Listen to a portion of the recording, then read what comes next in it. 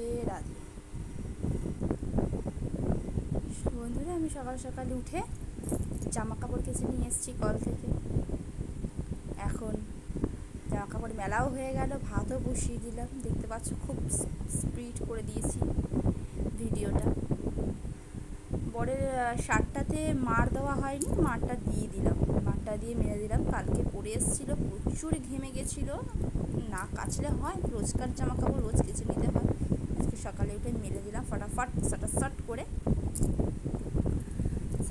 মেরে দিলাম। এবার দোকানে যাচ্ছি সোয়াবিন আনতে। সকালে সোয়াবিন রান্না করব, তাই দোকানে সোয়াবিন আনতে গেছি। দুধটা আনিয়ে পরে দুধটা আনতে পারলাম না, এসে ঘরে আটাও মেখে ফেললাম।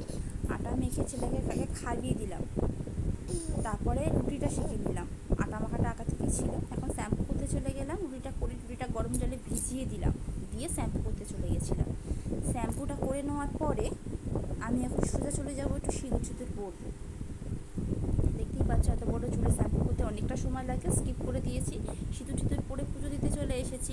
পুজো দেওয়ার সময় আম্বাবুচি লেগেছিলো। আম্বাবুচি যেহেতু লেগেছিলো সেহেতু ঠাকুরের মুখ ঢাকা ছিল পুরোপুরি, তাই ঠাকুরের সমস্ত বাসন কোসনগুলো আবার পরিষ্কার করে মেজে যেই কাপড় ঠাকুরগুলো দিয়ে ঢাকা ছিল, ঠাকুর যেতে আসনে বসেছিল, সেগুলো সমস্তটা সার্ফ দিয়ে মাজতে হলো, ধুতে হলো।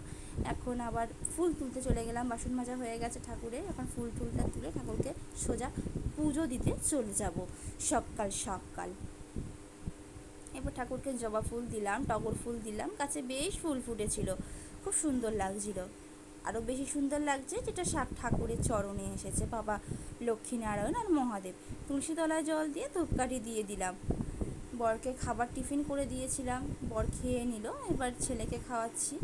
এবার আমি বর এখন বেরিয়ে যাচ্ছে, তাই কিছুটা ভিডিও করলাম। বর সাইকেল বের করছে পাশের একটা ভাড়া ঘরে, খালি ঘর, ওই খালি ঘরটাতে সাইকেলটা রাতে করে এসে তা সাইকেলটা বের করছে। ওই দেখো চলে যাচ্ছে, টাটা বলতে বললাম তাই টাটা করে দিয়েছে। টাটা।